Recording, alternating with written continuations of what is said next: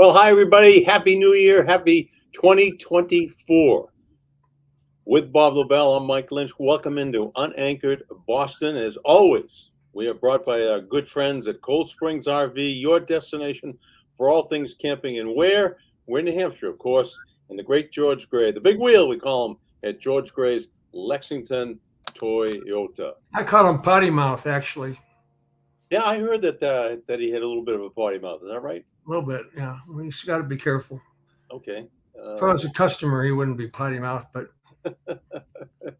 to his friends, it's part of his endearing qualities, actually. That's right. The big wheel. George Gray. Who gave him that nickname? Somebody did. I think you did, actually. Why don't you just take it for what it's worth? This is a big week, right? This is the big week.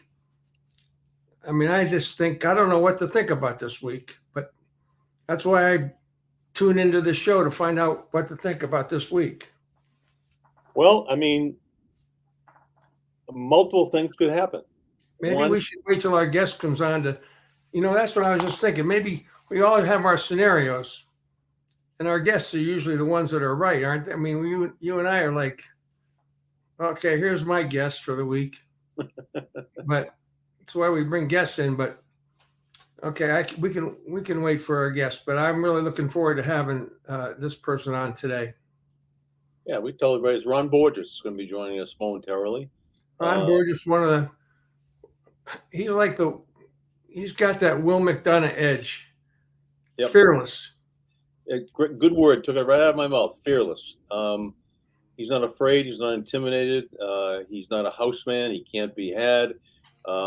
He just, he writes the way it is, and it'll be interesting to hear him talk. About Kraft, about Belichick, and what's going to be happening here, because something's going to be happening. And I think anybody that thinks that they know what is going to be happening is deluding themselves and everybody else. True, including us. But everybody's got their theories, and as do we. By the way, I did take your advice and did watch Murder in Boston, the podcast. They're on Netflix. Actually, it's on HBO Max. Yeah. On Charles Stewart story. Amazing. And Jason Hare, the guy that produced The Last Dance. Yep. He's been on the show before. He was an intern for you. Yep. And he came in when he was 11 years old and interviewed me. So we had a history with Jason for a long time before he became, famous and rich. He did a great documentary on Greg Norman as well. Absolutely. That was fantastic. Fantastic. And of course, the Last Dance of Michael Jordan and the Bulls was just one of the greatest things that anybody's ever put together. I mean, just the amount of time it took to, and go back to the Charles Stewart thing. I mean, just going through all the footage from all the three news stations to get. Well, that's what I was going to say. I mean, that was no sure. And I remember, we tried to get Jason on again before, and I remember at some point he said he was shooting something up on the Tobin Bridge. Yeah. Do you remember that? Yeah. And that obviously was it. I mean, that was an amazing thing, Mike. You're right. To put that together was. Yeah, it really was. He's done a great job, and we're both really proud of the guy. The guy's from Newton. He went to Williams College, played baseball, and now he's just banging out documentaries, and every single one of them is Academy Award worthy. I mean, just solid stuff. Don't you think? I think you suggested we have him on because of his last work with Murder in Boston. I think after we get by this Patriot childishness, we can take on some serious topics, and that would be one of them. Yeah, I would love to have him on there. I'd love to. Good, that would be great. I agree with you on that 100%. I mean, he had all these guys that were suspects, guys that did time. He convinced them all to come on the show. Unbelievable. I mean, it was just amazing compilation. And the cop, Yeah. Fatty. Yeah. The Dunn. Ed Dunn. yeah. Is it Charlie Dunn or Ed? I don't know. It was I don't Dunn. It was. I know that, but Officer Dunn. Well, Boston's a small town, and everybody knows everybody. Everybody knows police crews. They know EMTs. They know undercover people, and they had a lot of good reporters on it. Jack Harper was featured in that. Yeah, it was Yeah, great. Jack was was great. Yeah. There were a yeah, lot of reporters around the city that were featured in that, and yeah. reporters and Woman anchors. And it's what shocked me, and listening to the documentary, and then we'll leave it and we'll get on to the silliness of the New England Patriots, and that so many people really kind of knew that Charles had done it and never spoke up. Yeah. Anyway, that's beside. You gotta watch it. I'm not going to tell you. Yeah, it's good. It's remarkable. It's a remarkable history of the town as well, and people. Some people came out. Some of our friends came out of it in good shape, and some in not so good shape. So, whatever. How about the college football playoffs, huh? I can't believe Alabama's last play. That was the most disgusting, most disappointing call. What was it? You could tell the quarterback after. What were they thinking? What was? We're talking about a basic 10-yard quarterback sneak, right? Yeah. Into the pile. What was he possibly thinking? What chance did that play have of succeeding? And especially after how they pulled out the Auburn game with that 4th and 31, a great pass in the corner of the end zone, and here they are from the 4-yard line or something like that. God. And the guy's he's not under center. He's, it's just, hey, maybe they were trying to take him by surprise. They took me by surprise. That's for sure. Did the committee get it right with those 4 teams? Do you think? Well, they certainly got it right with Florida State. They can't complain about anything. No, I guess they did. I think the 12-team playoff is, much more equitable next year. It's just, I don't know. I've heard all the arguments about how these kids, it's time for them to make money. It's time for them to choose their schools and go through the portal. Coaches can do it. Why can't they do it? I mean, there's pros and cons and all that. I don't know how you feel about it, having played, college football, but I mean, going through the portal as a whole, everybody does now. Might as well go through the portal and find out who's interested in playing and where you can go. I know. I don't understand the whole thing. Some guys played 7 years. I don't get it. I tried to go to college for 7 years. I came pretty close. I stretched it to 5. It's one of the great lines in Animal House. Remember John Belushi looks at his 0.00 and he goes, 7 years of college down the drain.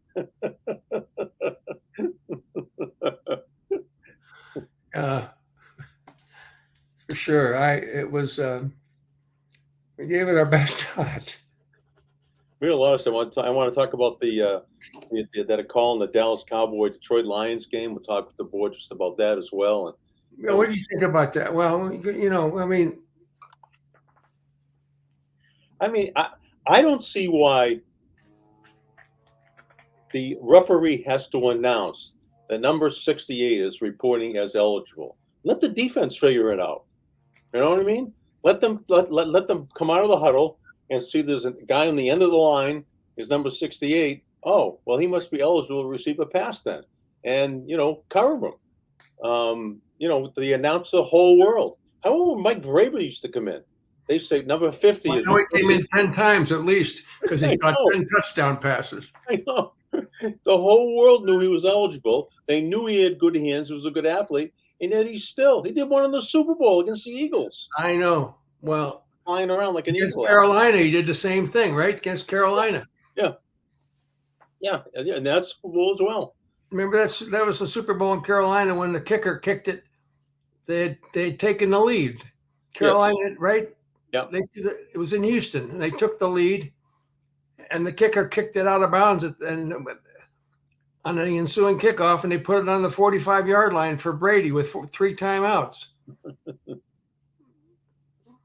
Oh. Yeah, Anyway. those guys have been they're not working any playoff games. That crew apparently, NFL crew, and you look at the video, and the guy, did the other tackle come over and report? I don't know, but it's not enough to. And of course, it has to be Dallas. It's pretty much like for the Lions, it's pretty much their tuck rule. They get. Yeah. The Oakland Raiders still feel to this day they get shafted, and the Detroit Lions are going to, 20 years from now, they're still going to feel they get shafted the other night down in Dallas.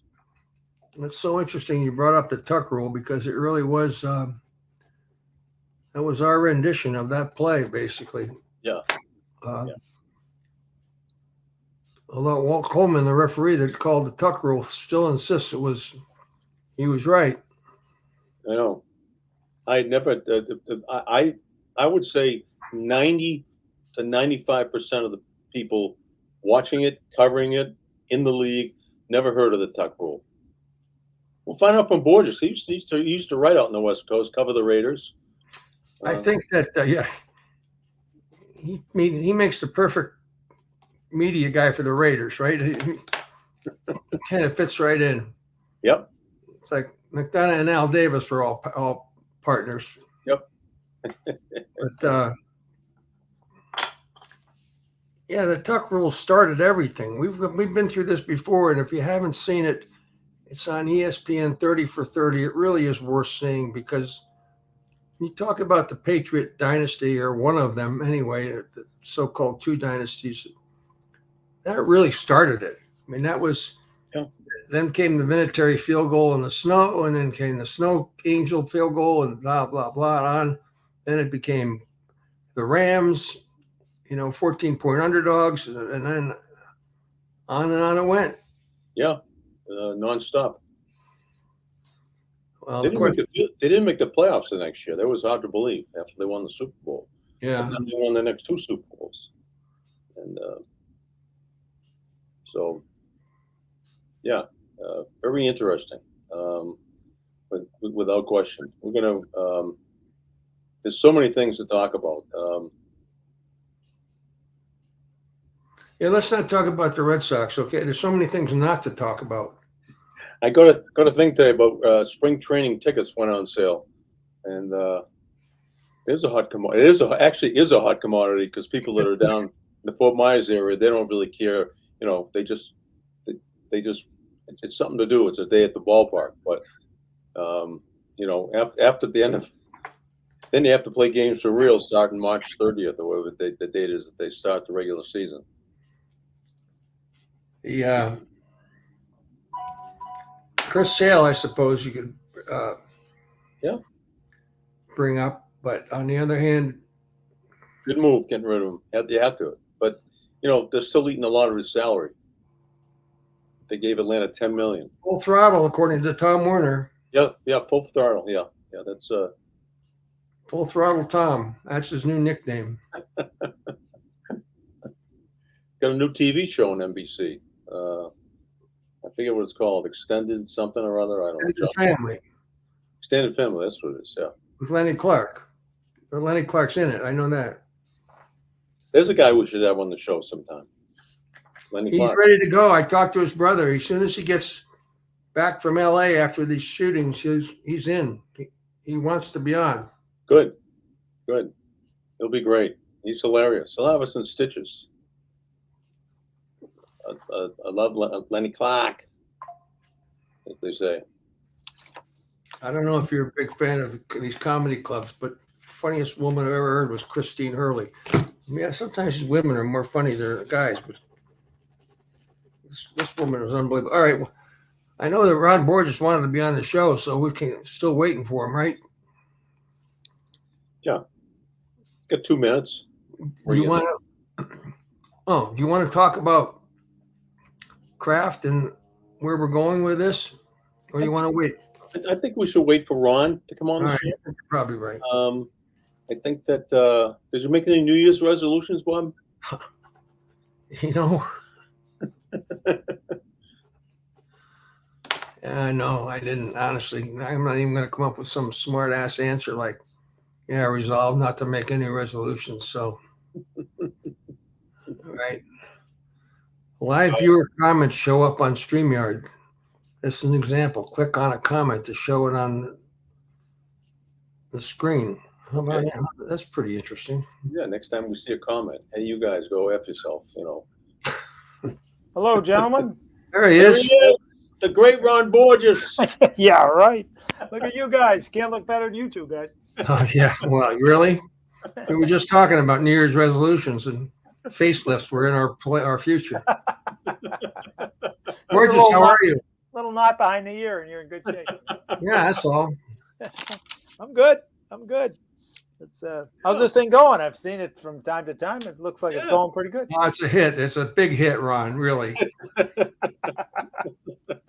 it's just a little hit, that's a good thing, you know. Yeah, that's right. That's right. Everybody seems to have a podcast, so it's competition is intense. So let me just kind of introduce you as Mike brings you in, and we've talked a little bit about your fearlessness, and compared you in many ways to McDonough, two guys that were fearless, that really could handle it with anybody. You're one of the great boxing writers of all time. You've won Massachusetts Sportscaster Sports Writer of the Year 5 times, many boxing awards for your writing, and you've written for both the Herald and the Globe, and you're just pure Boston in many ways, and you've been around the Patriots for a long time. You not only your boxing, but your regular sports writing, but your football writing is one of your specialties. And of course, this is a big week. Mike and I have been, kind of leading up to it and saying, well, let's wait till Borges gets on, and then we'll talk about what we think is going to happen, because this week has been, Yeah, it's going to be fascinating, both this week and next week. I think I was around the Patriots for 37 of the 50 years I was a sports writer, and saw a lot of things, as you guys did, some wilder than others. But this one is kind of intriguing to me because, during the course of my career, I've seen this sort of end for guys that I knew well, like Shula and Landry and Ditka the second time around. And it sort of has that feeling to it, the same sort of thing that something that everybody would have said, well, that's never going to happen. He's going to ride off in the sunset. He'll be on the Diamond Vision, and they'll give him. Don't forget Lombardi went to Washington after Green Bay. Right. No, that's right. And it's funny because when I listen to people talk about it here at the moment, and I get it, the three of us were around a long time. A lot of these people were not around a long time, but it's not as unusual and as remarkable as it appears to be to the fan of the Patriots fan of today. I don't think, but for them it is, of course, because he's the greatest coach in the history of the team and one of the greatest coaches to ever coach. So when the end comes, it usually takes this same sort of pattern, but it's a shock every time it happens, and as it is this time. But all these great coaches were fired. Every one of them, and that's just how it ends. One of the things that made them great is not only their belief in themselves, but their sort of stubbornness and faith in what they were doing. And I think my dad told me many years ago, in most cases, your greatest strength is also your greatest weakness. And I think that's what's happening now with Belichick. And I certainly saw it with Noel in particular. Not so much with Shula. It was different with Shula. It certainly had happened with Landry. When you have so much success, and who's had more success than Belichick, you can get to the point where you're just so deeply entrenched in what you did and how you did it that you just don't listen to anybody anymore, because you look at the other person and say, well, here's my ring collection. What's yours? Now get out of my office. You know, it's a natural sort of thing almost. Well, what do you mean we can't do it this way? You know, I went to 9 Super Bowls this way. How many did you go to? But unfortunately, times change and the game changes. And I think for a guy who's had tremendous success, it can be really hard to adjust. I know at one time Belichick, and I know this to be true because he told one of my friends in the league who he didn't know was a friend of mine in the league that it's been somewhat documented elsewhere that, you know, he could have done what he did here with 15 different quarterbacks. Well, yeah, if it was Johnny Unitas and Joe Montana, maybe so, but not any 15 quarterbacks, you know, that are flopping around in the league today. And I think that was a big mistake. Parcells told me a long time ago, you can bullshit, just don't believe your own bullshit, you know. And I think that's happened. He actually said that, Ronnie. Yeah. And I think that's a dangerous thing, you know. And I think it's happens to a lot of people who have a lot of success. It's hard not to start believing in yourself. And I think if you look hard at the organization right now and some of the things that have happened in the last few years and what's going on there at the moment, I think you'll see some things that reveal why they're in the situation they're in now. What does that mean? Well, I mean, for example, you know, they're one of only 4 teams that doesn't have a sort of multi-person analytics department. And I'm not much for analytics. I can barely balance my checkbook, but I know they have some sort of use if you don't abuse them, like Dan Campbell did over the weekend. But Belichick was asked not too long ago about his position on analytics and how much he used it, and he said less than 0. Well, I'm sure there's somewhat of a joke there, but it's probably a problem. You know, he has a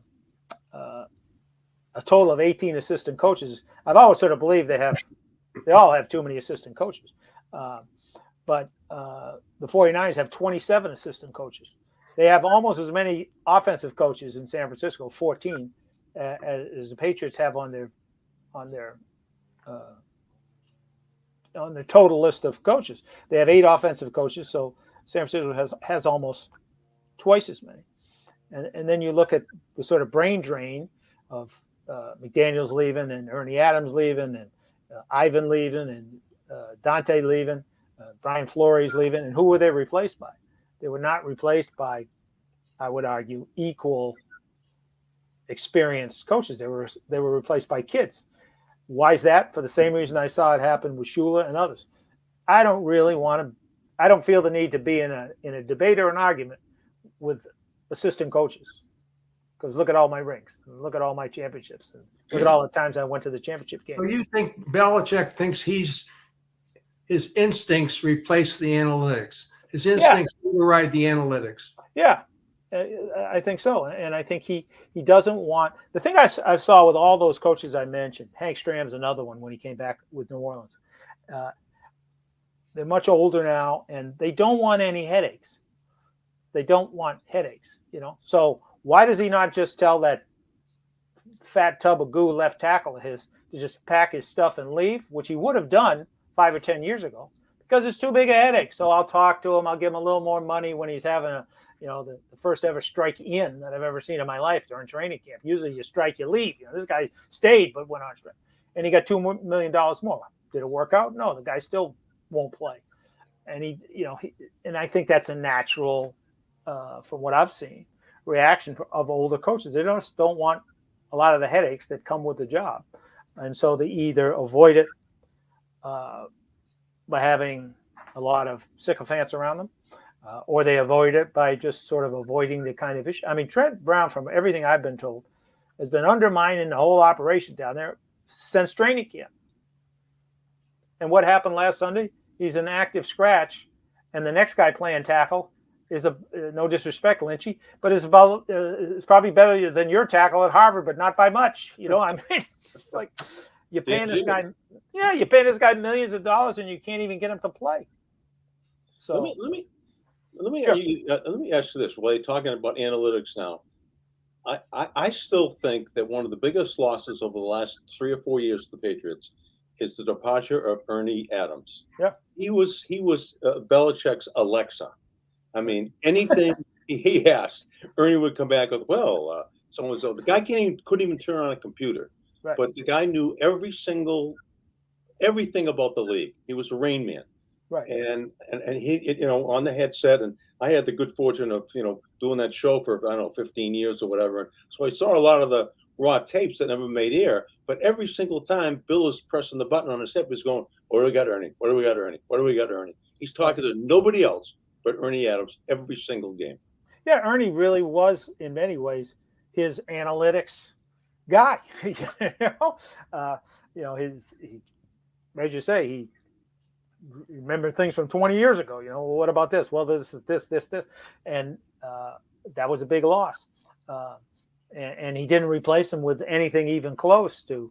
So there's been a brain drain down there, and obviously a talent drain, which we can get into in a minute. But when you combine the two together, you end up with what you've got now, which is a consistently sort of sliding performance until finally you hit what they have to hope is rock bottom. But frankly, it might not be. They could end up 4 the math is, 4-13, 5-12. What's the difference? There's no real difference. I do think if he loses Sunday to the Jets, he may get fired right after the game. I mean, he may not get to the locker room before he's fired. But they just, all dynasties end. I've told a bunch of my friends this, and theirs rent longer than hardly any you can think of.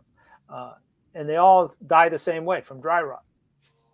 There's not a big explosion. It's just termites in the basement. And the next thing you know, they're in the den.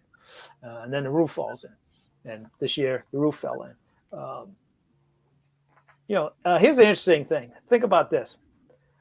Under Belichick's watch, the Patriots have not re-signed a player that they drafted in the first 3 rounds since 2013.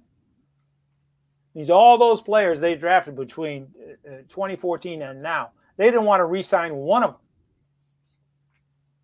I mean, think about that for a minute. That is unbelievable. And really that should be the foundation of their team now should be from those drafts like 2019, 2020, 2018, those guys with 4 or 5 years experience. And hardly any of those guys are even in pro football anymore. Well, the question is, and maybe you just answered it, did they not re-sign them because they weren't productive or because they didn't want to spend the money? Well, I think it's a little about the money, and in many cases about the production. Their 2019 draft. I may be wrong about this, but I don't think I am. You've heard that before. I think there's only one player from that draft in the league. Oh. You go down 2017, they have one player from that draft on their team. 2018, they have one player from that draft on their team. 2019, they have 0 players, from that team. You look at some of their recent first-round picks going back to like 2014, which would be you'd be what, a 9-year veteran. That was Dominic Easley, gone. Malcolm Brown was the next year, gone. Sony Michel, gone. Isaiah Wynn, gone now playing for the Dolphins. Mac Jones, he's going to be gone. Cole Strange, just a guy. So even at the top of their drafts, maybe Gonzalez is going to turn out to be a player. I personally think it's too early to say for sure, but he certainly showed flashes. But that's a string of almost 10 years where you would have netted one player if Gonzalez turns out to be a player with your number 1 pick. Now, you had some years where you didn't even have a pick. And many of those guys were cut. N'Keal Harry was cut. I mean, Isaiah Wynn was cut. It's. But I think, from what I've been told, that too is a reaction of the old coach who Kraft may spend millions of dollars on all this drafting stuff, but I got my friends, and that's who I talk to. I know there are many people in the organization. When he said N'Keal Harry, they went, "What?" John Gruden, when he was out with the Raiders, I have some friends who were on the scouting staff out there at the time, said, he'd walk in the draft room and look at their draft board and just pick some guy, from like the middle of the board. I said, boom, we're taking him. Like, what? and I think when you have that, those kinds of things going on, and is that because he doesn't trust these other guys? Because they're younger guys. I don't know. Does he just think he's smarter than all those guys? I don't know. But you're talking about a guy who was once a workaholic and now he doesn't go to the Senior Bowl. He was once a workaholic and now he doesn't go to the Combine. And look, I get it. It's all on film. You can watch it all. But he used to want to sit in those rooms at the Combine and listen to what these kids have to say. We've all been to Indianapolis. I don't want to be there in February either, but it's his job, Let me ask the two of you. I want you to be screenwriters for just a second and do a Netflix documentary on Kraft, Jonathan, and Robert and Belichick. Do the documentary, in a relatively short period of time, and how you think that what you'd present to the public in this documentary, what you see the story happening. Well, I think a little bit it's in Kraft's case, it's the aged king holding off the eager prince from slaying his leading knight, which is Belichick, even though he has some doubts about his leading knight as well. I mean, I think, frankly, if it was up to Jonathan, Bill might not have survived a year ago. Right. Now, what's going to happen here in the next week or two? I don't know, because in Kraft's defense, it's very easy for the rest of us who don't have to make the decision to say, keep him or get rid of him, wherever you stand on it. But getting rid of him is difficult. Even though I know he's pissed Kraft off many times, but they have also had a 20-year relationship, most of which was very successful. Not that easy to just come in and say off with his head. On the flip side, I think he looks at the trajectory of the team and what they put out there this year and what happened last year with Patricia and Judge and Belichick seeming, at least in my opinion, to be more concerned about taking care of two of his friends than he was about coaching his quarterback. Now Patricia's gone off and he's destroying the Eagles. As soon as they had him calling the defensive plays, they haven't won a game since. So, it's so I think it's hard for Kraft, and I think he's got John. I know he's got Jonathan in his ear. Get rid of him, get rid of Stan, get rid of him. But then what do we do? You got to have a plan. You've got to say, you guys have all heard Kraft say how many times? I measured 9 times and cut once. Well, he measured one time with Brady and he cut once and he cut his throat. So, he doesn't want to see that repeated. Not that I think that that's the case. I mean, personally, I think it's time. It's time to move on. It's just not worked out. But that's the tension. If you're writing something for Netflix, that's the tension. That is the tension. That is the tension. That's Yeah. Mike, you have. Feel free to add to that. Feel free to. Here was a guy who would once trade his mother if he thought it would help his football team. Right. And now I think he's the type of guy that said, let's keep it. Let's bring all our allies, all our friends close. The Judge, the Patricia thing, his 2 sons that are coaching. We haven't really replaced Nick Caserio. We haven't replaced Ernie Adams. We haven't replaced a lot of these guys that were instrumental in the success of this team. And I think Bill is just blind to all this stuff right now. And it's kind of like a Shakespearean tragedy a little bit. Yes. He just doesn't realize that the walls are caving in, and he's the only one there saying, nope, everything's all right. He's sticking his finger in the dike and I'll plug another leak here. But they have now, in the last 3 years, the separation between them and the rest of the league has gotten like this. Right. And we don't have a game. I mean, look at Debo, CeeDee Lamb. The Cowboys. Debo. We don't have a guy, a threat that can score a touchdown from any point on the field. We don't have. I keep saying we. I don't mean we. The Patriots don't have. And unless you rip this whole thing apart from top to bottom, you're not going to have anybody. I go back to Jimmy Johnson, what he did with the Cowboys. Right. From top to bottom. That's what has to happen, I think, here. Yeah, no, I think you're right. There's been a lot of decisions made that were each individual decision wasn't fatal, but when you added them up, it was fatal. And I think you're right. I think Bill is in such a cocoon that he can't really see it for what it is. And look at what he said Sunday. Basically, if you watch this post game, which I'm happy not have to do, I must say, but I did watch the last one because I wanted to see what he was going to say. And one of the things he went right to was, well, if we didn't have these turnovers, and then he went on to say about it was, all these one-score losses they've had. Well, the average NFL loss is by 6 points.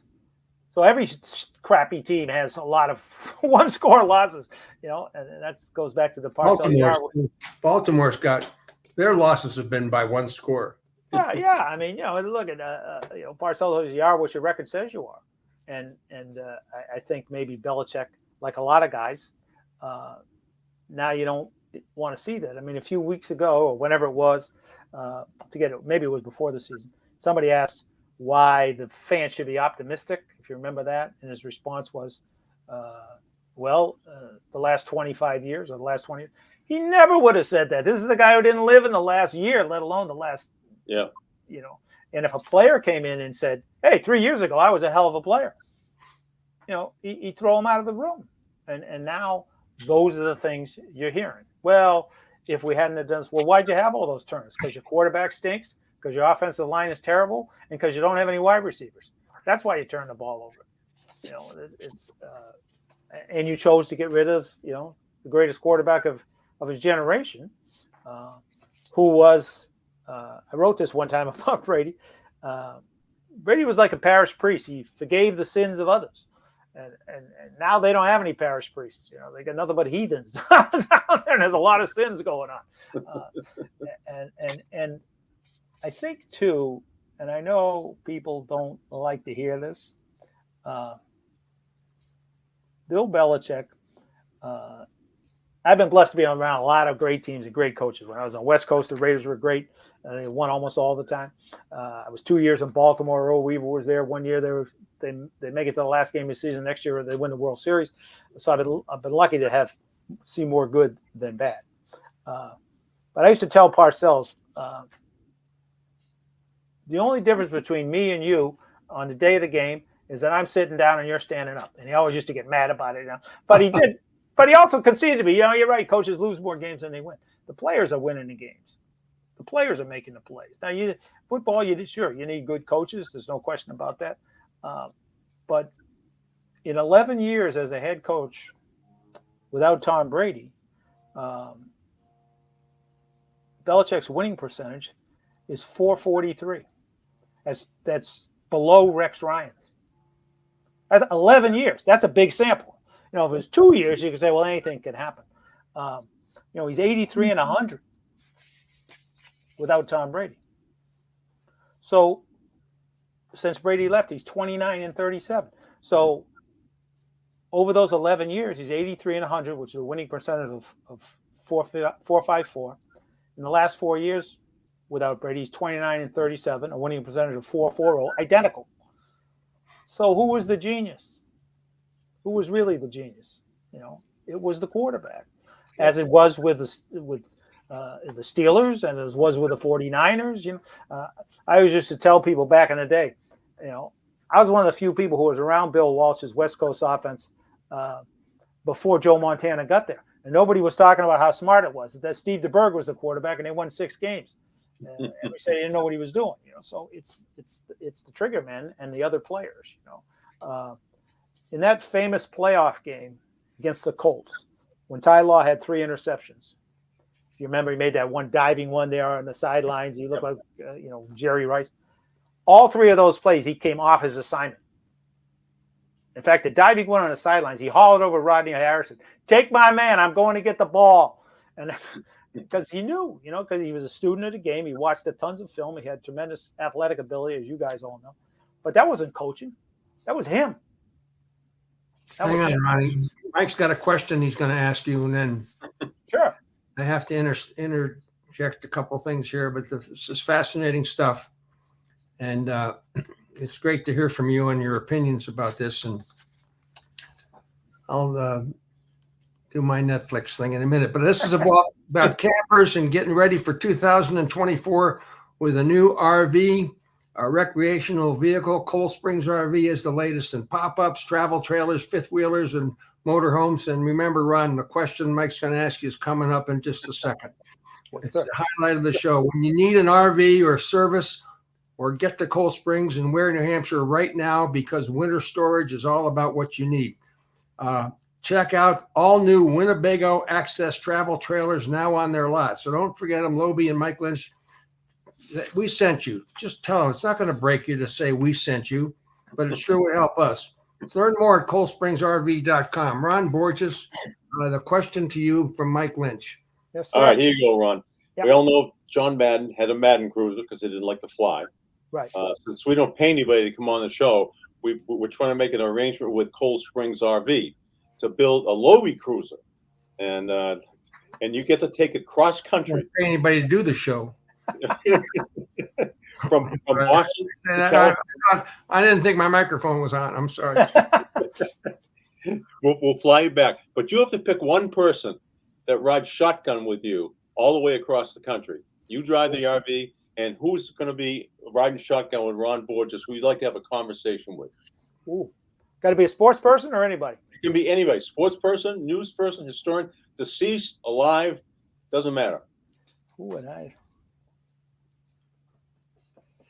like to?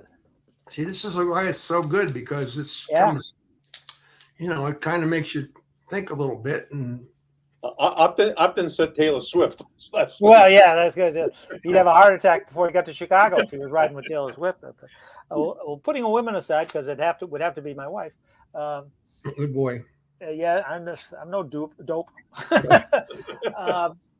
Who? Boy, I got to think about that for another minute. I'll tell you who. Johnny Unitas, who to me was the greatest quarterback who ever lived. Really? Yeah, because he called his own plays. He ran the show.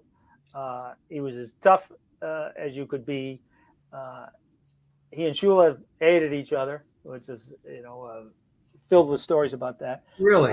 But I'll tell you a great story about Unitas. Shula wasn't that much older than Unitas when he first took over the Colts as a coach. And he had been a backup defensive back with the Colts when Unitas was there. And then he finished up his career with the Redskins, and he wasn't very good. All Unitas remembered about Don Shula was that he was just burning him every time in practice. And so they're getting ready for a game, and Shula and he have already had a bunch of clashes. And Shula tells them that, I forget, if I remember right, they were playing the Chicago Bears. And he tells them, we've picked up a towel, and when they come into an all-out blitz, we're going to give you a signal. And when we signal, just go to a 9 route and fire it, because it's going to be wide open. Just looks at him like, yeah, okay. But the time comes, they see what they want. They give him the sign. He drops back to throw the 9 route. There's no blitz. Everybody's covered. He's got to throw the ball out of bounds on 3rd down. They turn the ball over. He comes to the sidelines, and Johnny had if you guys will remember, when he would really peeved, he put his hands on his hips, and he was sort of stooped shouldered like that. And he's staring at Shula from the middle of the field, as Shula, and everybody on the team knows why he's staring at Shula. And so obviously so does Shula. So he comes to the sidelines, and as he's walking by, Shula turns and says, and I got this story verified by Upton and others. Shula says, "Hey, John, okay, we didn't have it, but don't look at me like that again." And Unitas said, "Hey, coach, If you don't know what you're doing, don't F up my game. And he went and sat down. Wow.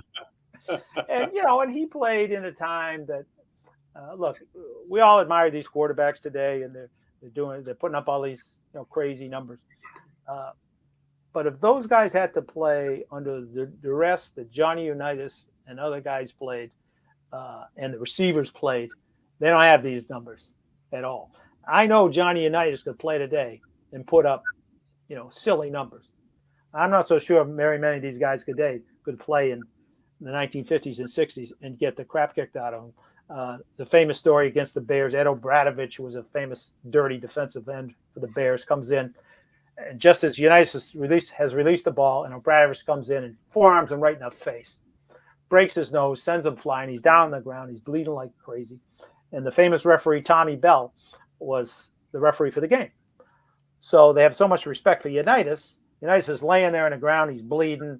And Tommy Bell leans in and says, "John, it's okay. Take as much time as you need," meaning to get himself together. And Unitas supposedly said back, "Tommy, shut up and blow the whistle." And today, what do you see with quarterbacks? Oh, he touched me. Oh, he hit my receiver. Oh, he breathed at me. Oh, he went low. He went high. So yeah, I'd be fascinated with him. And of course, Raquel Welch in her prime would have been pretty good. Don't be stupid. I'm dating myself there, but no, not really. So I'll give you a quick synopsis of the Patriots. Yeah. And the three of them. Okay. Mm-hmm. First of all, somebody in the room's got to stand up and be an adult. They're all children. They're all big ego-driven children with lots of money. Money's not a problem for any of them. Egos, they got plenty of ego to go around. So you're just wondering, well, what is the problem? What is it? Ego? Is it money? What is the problem that separates the three of them? So I'm Kraft, and Jonathan's over here, and Bill's over here. And I'm telling Bill, you're the greatest coaching mind we've ever had and the league has ever had. But what has undermined the greatest coaching mind has been Bill, the general manager, has undermined Bill, the coach. Bill, the general manager, has undermined Bob, the owner. Bill, the general manager, we've got to make a move on Bill, the general manager. We can't continue with Bill as the general manager. What do you think about that, Coach? And then now I'm leaving it up to you to fill in the. We'll be back after this 30-second message on Netflix. So now I'm leaving it up to you for Belichick. What would your answer be? Because it's Bill, the general manager, that has fucked this thing up. Excuse me. Right. Well said. Well, the problem is you can't trust Bill, the general manager, or Bill, the coach. If he agrees to it and says, "Okay, I'll just coach the team. I'll let Mike Lynch pick the players." The problem is the coach can undermine and destroy any player. So you can bring in Johnny Unitas. You can bring in anybody. If he doesn't want to use them, he'll find ways to make sure he doesn't use them. So you can't really trust him in that sense. Or if you say, "Okay, you just coach, someone else will be the general managers, but you can approve him." Well, the only person he's going to approve is somebody who's going to do what he says, like the kid they got there now. Okay, so then Bill, the coach, I'm sorry. You got to go. If that's the case. We have no choice. I mean, you really kind of answered it, Bill, the coach. We thank you for your service. You've been a great guy to work with. We've had great success, but we all need to go in our own separate ways. Right. And I think it's, as again, if you look back in the history, whether you're looking at Landry or Shula or Knoll or Stram or Ditka, and if I thought a little further, I could find others of these great coaches. This is how it ends. It doesn't end with a whimper. This is how it ends, because grow up. Somebody in that room's got to grow up and be an adult. Well, that would be nice, but if they were in that, they wouldn't be in the business they're in. If they're adults, part of the reason that just get in this business. Same with us. Why do we do what we do? To be kids. I think that's fair too. Yeah, and there is ego involved because each person involved, if you ask Kraft and you put him on a lie detector test, who was the most important person to Patriots' success, it would be Bob Kraft. If you put Belichick, it would be Bill Belichick. And frankly, if you put Brady, it would be Tom Brady. And he'd be the one who would be right. But that's the way each guy looks at it, and for Belichick, he's for all the things that he demands of players, he doesn't always demand it of himself. The sort of selfishness, putting the team ahead of yourself. I mean, Malcolm, what's his name, Butler? Really, that was putting the team ahead of yourself. No. Do you really know the story, Ron? What's that? Do we really know the Malcolm Butler? Well, the story I was always told was that he got in an argument with Steven? with the son and with the defensive coordinator who was his, Patricia, who was his surrogate son, and it got heated. So he was going to show him who was important, who was more important. That's always what I was told. I mean, was I there? Did I see it? No, that's always what I was told. And he cut off his nose to spite his face, really, in that game. Now, I don't know if in the end if it would have made a difference. The Eagles, it was their day. They were to some degree. The guys they had out there couldn't cover me, and certainly couldn't cover anybody who was playing for the Eagles that day. So, again, as I said earlier, and look, Belichick I've been around a lot of great coaches and managers. He was one of the greatest coaches I've ever seen. Not necessarily the greatest, but because I think in many ways Joe Gibbs was that guy. He won Super Bowls with quarterbacks that have to buy a ticket to get in the Hall of Fame. He's one of the few. Usually they win because they have the best quarterback. But there's no question the guy's a brilliant football mind and was obsessed for a long time. He's 70, almost 72 years old. Is he really as focused all the time as he was when he was 42 years old? Maybe, but I find it highly unlikely. While at the same time taking on more responsibility because he's got all these children as assistant coaches. Well, there's the other part. I mean, he leaves, whether the word is fired, abdicates, thrown, whatever you want to say. But he's got two other families he's got to take with him wherever he's going. Right. So this is, more. But money's really not the problem. I mean, what are you going to do? Move to a couple families all the way to San Francisco or all the way to LA or what? What do you? So it does get a little complicated. Well, think if you guys were new coaches. You're the new, Bob. You're the new coach, and Mike, you're the new general manager. There's a new broom coming here. You're going to keep Belichick's sons on the staff? General manager. I want to be the general manager. All right, there you go. You be it. Mike can coach. But you want to keep the sons of the former coach? No. Absolutely not, because we're on the phone every day. Hey, you give a Lobel story, what a moron this guy is. Right. And it doesn't mean they're not even capable at their jobs. They might be, but I don't want them there. Why would I trust them? So, there's a lot of factors, Bob, as you point out. And I just don't think it can work. For example, I could see Belichick going someplace else and taking a lesser role in personnel, but he's not going to do it here. Right. And we've seen that many times with people are willing to be a backup someplace else, but I'm not going to be a backup here.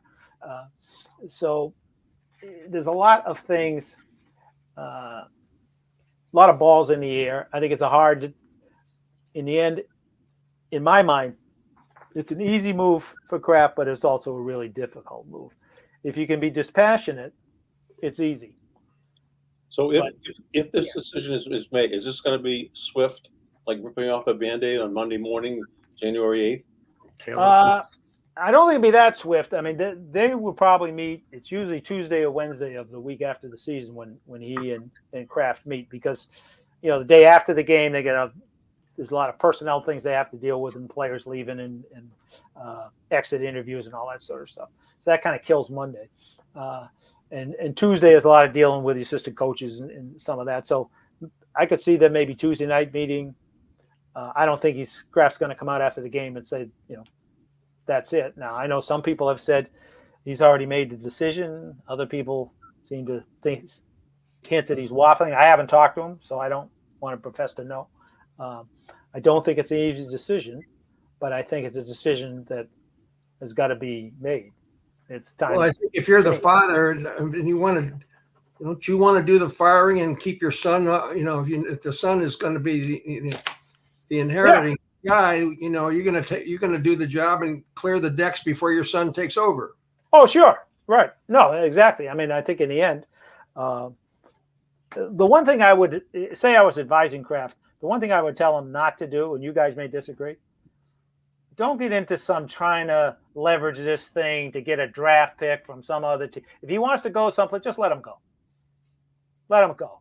Whatever you get, you're going to blow the pick anyway, probably, number one, 9 times out of 10. It's just not what's bad karma. He's done good service for most of the time he's here. He's won you trophies upon trophies. If it's time to go and he's got another place to go, just let him go. That's just my opinion. You guys may disagree. Do you think Belichick will stay in this league and this game long enough to beat Shula if he is fortunate enough to get a team that can put the ball across the goal line? Yeah, that's the tough one. Because it's not that easy to move. He has lamented. We actually talked a little bit more than people thought. Sometimes we yelled, but we did talk from time to time. And one of the things he told me one time was it's the hardest thing about going someplace else is building the organization, not the coaches, so much, but the rest of it. And does he really want to do that all over again? I mean, look, he doesn't like Shula. Shula's the guy who kept calling him a cheater and would never use his name in a sentence. Called him Belichick, as you guys will recall. So I'm sure that he would like nothing better than to win more games than Don Shula. But if you're an adult about it, like Bob was talking about, what do you need that for? You got more rings than Shula had fingers. What do you need? Okay, so you got 347 wins. Why? Because he stayed around for a long time. And usually the guy with the most wins also has the most losses. And that's just a function of being around for him. Does he really need to beat him in that area? And do you want to start over? I think it's very hard at his age, as all these other guys found out who came back. Marv Levy found out when he came back in Buffalo. It's just not the same. It's not the same. And you don't have the energy for it all. And you have to deal with, you go into a new organization, you're going to have to deal with those guys who remain behind, who, as you say, Lynch, you're on the phone, trying to stab you in the back. Yeah. And you got to sort that all out. Now, if you had a ready-made slot, there's a team that's maybe underachieved a little bit, but is actually right on the cusp, and they've got a quarterback, maybe you go. I think the other problem he's going to have is I don't think he's going to be as hot a commodity as you might think. Yeah, I agree with you there. I mean, these owners all talk. They know he's not the easiest guy to, not the easiest employee to have around. What would bring Kraft the most love, Ron? Which we know is what would bring Kraft the most love, which we know is a very huge commodity in his portfolio. Right. How much he's adored and loved. Would it be keeping him, or would it be letting him go? Well, I think that the thing that would really bring him the most love is that he convinced Belichick it's time to retire, and they have a love fest on the way out, and there's a big to-do, and everybody, at least on the surface, appears to be well satisfied. I don't think either one of them have the personalities for that. I think personally, as I said, that the next best thing is to just let him go. If he wants to go, let him go. Now, the other factor is there's $25 million on the table. So I don't know. I can't speak for you guys who are highly successful TV No, you people. can. You can. Everybody, I could use a spare 25 million, so fire me. I want the money, You can speak for us on that subject. you know, Feel free. right. Feel free. I remember I saw a thing a little while back, and I can't remember the guy's name. Ed Ogeron, who was the coach at LSU, the guy who for a while ended up getting fired. Whenever he talked, he sounded like he'd been smoking 8 packets of cigarettes.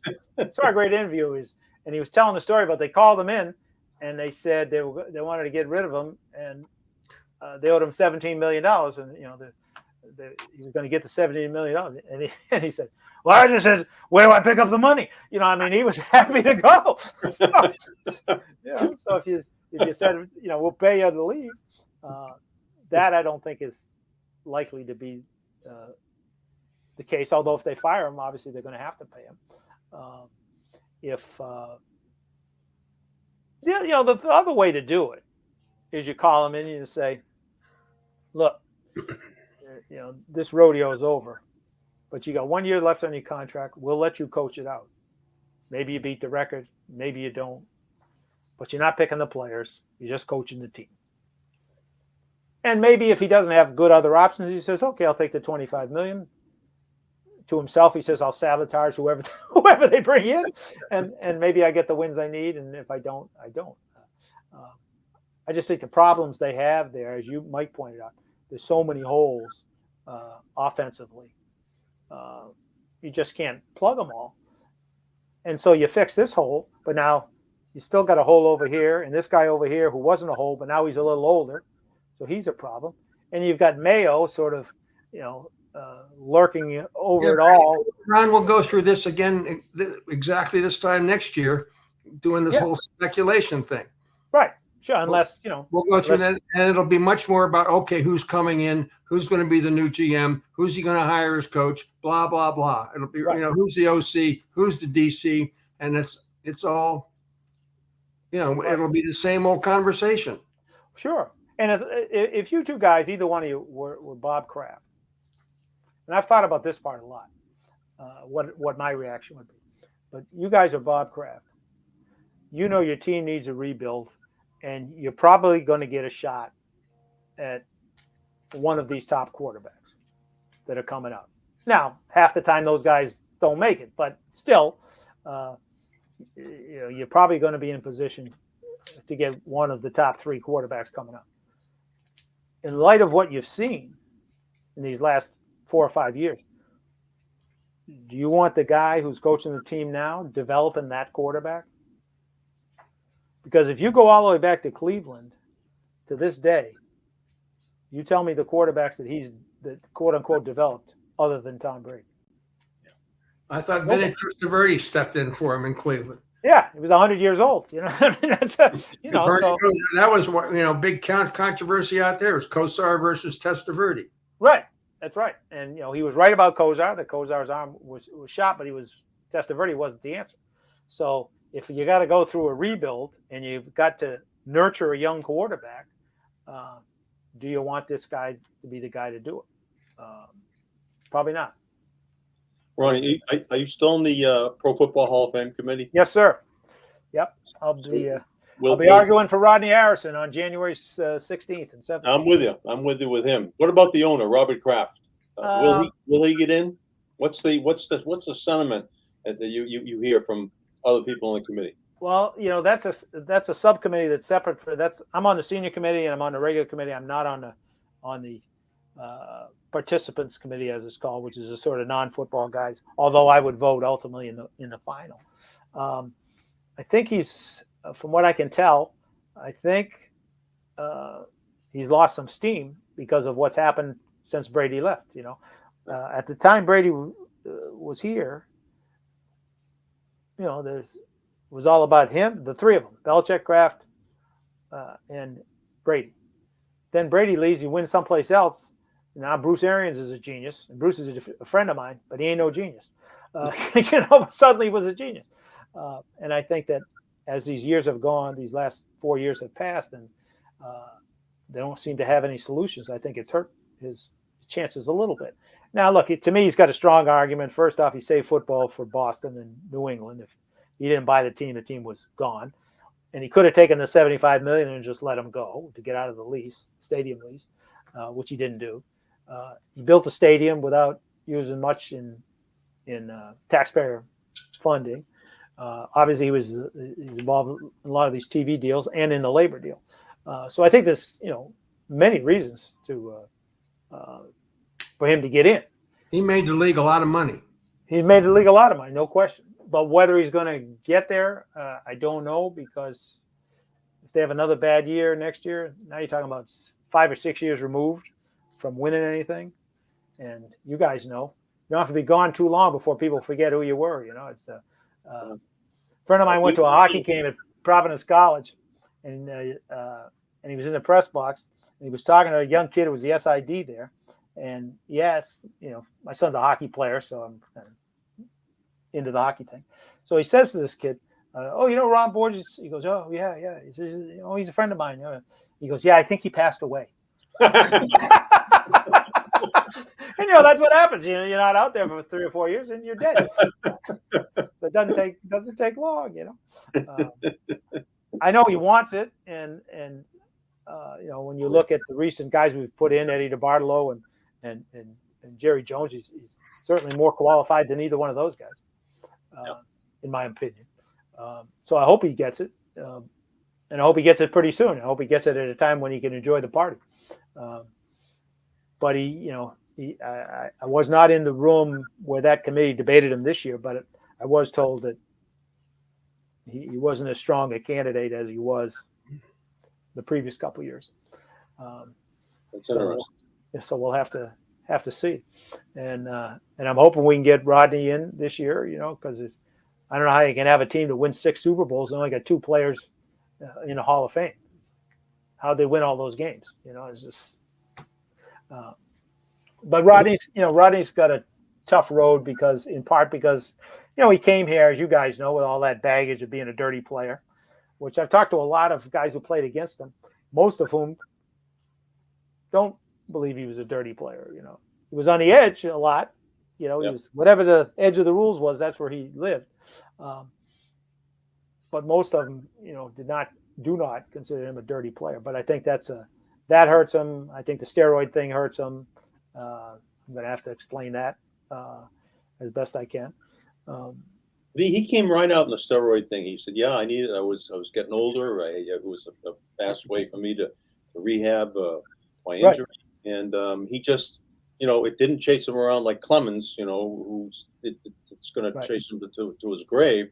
He just got it. He came right out, put it on the table, and you're on the committee. You know better than I do. But for my money, that thing is just. I'm sorry, it goes a long way." Yeah, no, I agree with you. He was a stand-up guy.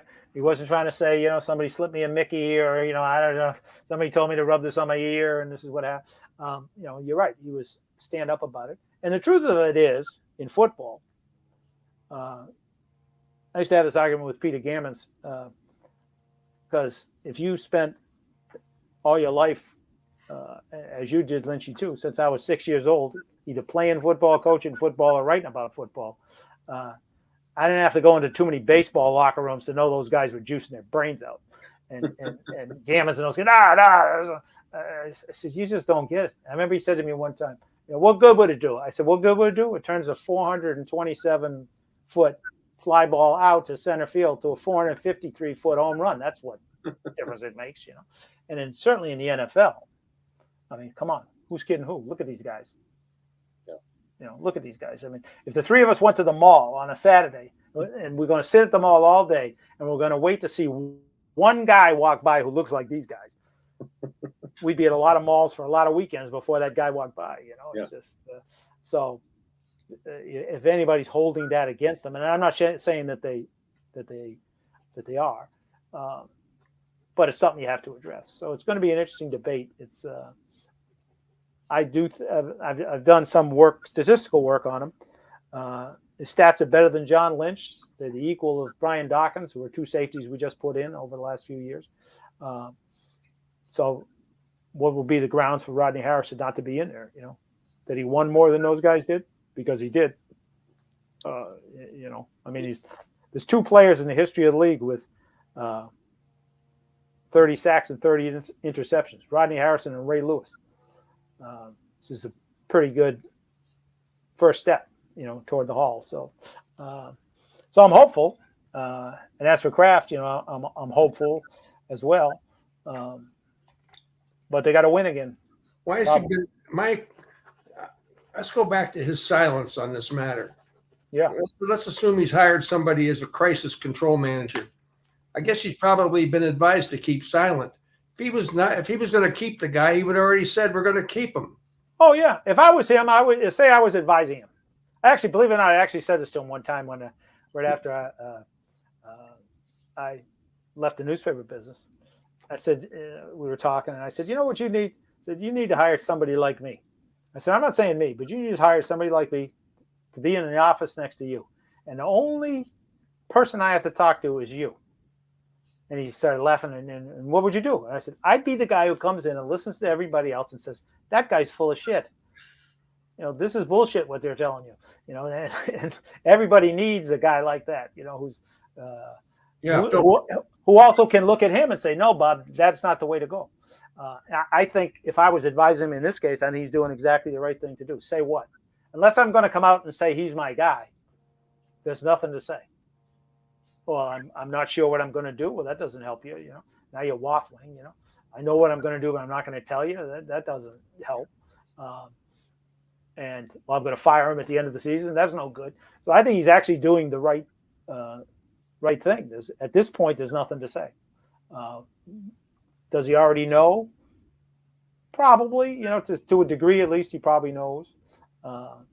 But things can change, at the last minute. Belichick can come in and make a compelling case. I know one of the things that I found it interesting because if you guys go back and watch Belichick's post-game press conference this past weekend, he sounded like every guy who was trying to hold on to his job that I've ever heard. Well, if it wasn't for the turnovers, we win the game. Well, we lost a bunch of games by one score. Well, the guys are really playing hard. In other words, look, it's not me, it's the quarterback. It's not me, it's and there's a lot of truth to some of that. They have played hard for him. A lot of teams would have cashed in their chips, and that to me is part of the dilemma for Kraft is how much weight do you put on any of those things as opposed to 4 years of going down, down, down, down, down. I mean, they haven't won a playoff game in 5 years. They haven't drafted well. This past draft may have been pretty good, but certainly the foundation of their team isn't there. And who's responsible for that? The guy who's coaching the team. So it's. I don't relish him having to make this decision because there's so many factors on both sides. But I would just look at it personally. I know a lot of people say, well, you never liked Belichick in the first place. It's not about liking or not liking. The guy was a great football coach. But he's a great 72-year-old football coach who's made a lot of mistakes in the last 5 years. Not a few, a lot. In terms of picking players, picking the coaches. Who on earth would do what they did last year with a second-year quarterback? I'm going to make the offensive coordinator a guy who's never coached anything but defense, and the quarterback coach a guy who just got fired as a head coach because he was utterly incompetent, and otherwise as a special teams coach. And those guys are going to coach my quarterback. And in addition, I'm going to make the offensive coordinator also the offensive line coach, who, as Mike knows, coming from a family of coaches, what does the offensive line coach do for every second that his offensive line is off the field? He's talking to them. He's not thinking about the next play I'm going to call. So now you got poor Patricia. He's never called a play before. He's trying to figure that out. He's got an offensive line that's a mess. I got to go talk to those guys, but I can't talk to those guys because I got to talk to the quarterback because the guy talking to the quarterback is a special teams. It was insane. So I think if I was Kraft, I would look at those kinds of things, step back from the rest of it, and say, "Wait a minute, what's gone on here? Has he just kind of happens to all of us except for Lobel? The rest of us slow down a little bit, and just got to be an adult in the room. Grow up. Yeah. You got the money. You know what? Relax, calm down, grow up, move on. Life's short. Right. And I don't know. For a 72-year-old coach and an 80-year-old owner, life is short. So calm down and enjoy the rest of it. No, that's right. I mean, and the other thing is about thinking about this season. And Mike, I addressed this to you because your dad was a famous coach. When I coached, there were certain penalties committed that were on the players, in my opinion. But not too many men on the field. That's not on the players. That's on me and my assistant coaches. If I got a guy jumping offside all the time, that's on me and my coaches. It's this guy and it's this guy. Okay, but when it's happening, repeat. How many times this season have they had 12 men on the field, 10 men on the field? That was a coaching problem. Yeah. You can say the kid's a nitwit, and maybe he is a nitwit, but those are coaching problems. And I think that as I've watched them this year, this is really the first season where I felt there were in-game coaching issues.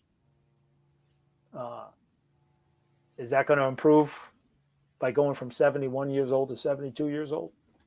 Sure. Speaking of in-game coaching issues, before you came on, we talked about the Alabama play call in the last in the overtime. Were you watching that game? I was. Yep. Did you see that the Alabama last play? And I did. What the hell was talk about coaching issues? What the hell was with that? Well, if that big fat offensive lineman who pulled out had actually blocked somebody, that might have helped a little bit. He just stood there and didn't hit anybody. But yeah, that's certainly not the play I would have run. It was pretty. I thought they were going to boot him. I mean, he's not the world's greatest runner because he's not that fast. But I thought if nothing else, they'd boot him out a little bit. Right. Because, correct me if I'm wrong, but when did they blow him off the line of scrimmage the whole game? It wasn't like Alabama's offensive line was knocking them back. Right. I went and watched the replay, which will show you how sick I am, 4 or 5 times. They didn't move a single Michigan defender off the line of scrimmage on that play. Not one. So it was, that play was dead from the time they came out of the huddle. So yeah, no, that was. Yeah, Mike wanted to know about what you thought about Detroit too, didn't you, Mike? Well, yeah, this to me, this reporting as eligible. Right. Why do they have to report? Why can't the defense just figure it out and say, okay, who's the guy on the end of the line of scrimmage? Okay, he's an eligible receiver, even though he's wearing number 68. Why do they have to report? And why do we have to announce to everybody from here to Siberia who's coming in? Well, I think I don't know the whole history of it, but my belief would be it's the coaches that are on primarily that are on this rules committee. And they want as much control as possible, So how do we avoid it being my guy didn't know what was going on, or we make them report, and then the official has to go over and tell the defense 68 is eligible, which is what happened in this particular case. I saw a great replay of it the next day, which had everything that happened prior to the play. 68 came out, and he went over to report to the referee. The referee saw number 70 also over there, who had been reporting the whole, 3 or 4 times in the game. He made the assumption that it was 70, and he was already backing out toward the Cowboys defense to tell him 70 was eligible. So he never heard 68. Now, meanwhile, 68 is out there and he's wide open. Now, the rule is 2 guys can't report. Only one can. But 70 never reported. And from what the coach said, and I know that in general, this is what happens, and I'm sure it's the same from high school to the pros. If I got a trick play in, and Bob Lobel and Mike Lynch are the referees, I tell you before the game. Yes. And usually I draw it up so you can see it. This is what we're going to be doing in this situation. So, but instead, and I like the Lions coach, but he tried to be a little tricky, and he admitted that. That's why those other 2 linemen were wandering out there. Like, hopefully somebody from Dallas will get confused, even though they tell him it's 68. And he was a little too smart. Having said that, it was the official's fault. And if they're men about it, they'll admit it, because that in the end, it doesn't make that much. They were locked into the 3rd spot, but they should have won the game. Now, from a coach's standpoint, I don't know what you guys felt, but when he kept going for it, I know. Enough. Yeah, right. Now you're asking to blow your face off. You know, like, what are you what are you doing? God is talking to you. He's saying, kick the ball, go to overtime. But he didn't listen. So but that crew's had 5 or 6 terrible calls. If you remember, they were the crew in that Kansas City game when there was that terrible pass interference call on the Chiefs guy. The guy just ran over him, and they didn't make that call either. So the upside is that's going to cost that crew some money because they won't be doing any playoff games. I would hope anyway. I don't think they are. Hey, let me get a quick spot in here. Sure. Yeah, there's no questions after this. You already answered Raquel Welch. Isn't that who you picked? Raquel Welch, absolutely. I thought so. Hey, if you're thinking about a new vehicle, go where Lobel and Lynch go. Go see our good friend, the big wheel, George Gray at George Gray's Lexington Toyota. We've been customers for years because we know that George Gray will treat you right. They are a family-owned and operated dealership that we trust, and you can trust as well. So go see the big wheel himself, George Gray at Lexington Toyota, George Gray's Lexington Toyota, and you will not be disappointed. Lobel and I are still driving many a car from George Gray. Well, this has been great, Ron Borges. What anything we left on the table, or should we pick this up next year and do the same thing again? Yeah, let's do it again. This is great catching up with you guys. I've seen the show a number of times. Well, you're the one. And well, Upton's the one. Just ask him. Upton is definitely the one. But no, we're happy Upton. We came on Upton show because it turns into the Upton show. Absolutely. Yeah. And, easiest book I ever wrote was the book I wrote with Upton. I just asked him one question, and I just sat down for a month. I know. I got it right here. President of Creation. And I'll tell you one thing about Upton Bell. Now, if Upton Bell was in a position that Belichick is in, I'd keep him because his mind's as sharp as a tack. He would tell me all this stuff, and then I'd go, research it to make sure. Oh, so and so was the assistant coach of the Chicago Bears in 1942, and bang, I look him up, and he was. The only mistake he made, believe it or not, in everything he told me, and I only caught it because a mutual friend of ours is a train buff, former NFL guy, but he also was a train buff. So I had him read the book, and he calls me up, and he's like breathless. You got this mistake in the manuscript. You got to fix it. I'm like, oh, geez, what'd I do? And he goes, he wasn't on the Zephyr, the train from Chicago to LA. It wasn't the Zephyr in 1947. It was some other train. I went like, what? But he was right. It was so the only thing Upton got wrong was he was on the wrong train with his dad to Los Angeles in 1946. Amazing. You did a great job, Ronnie. Thank you so much. Guys. Ron, thanks so much. It's been great. And, hope Rodney gets in. Fingers crossed for Rodney on the Hall of Fame.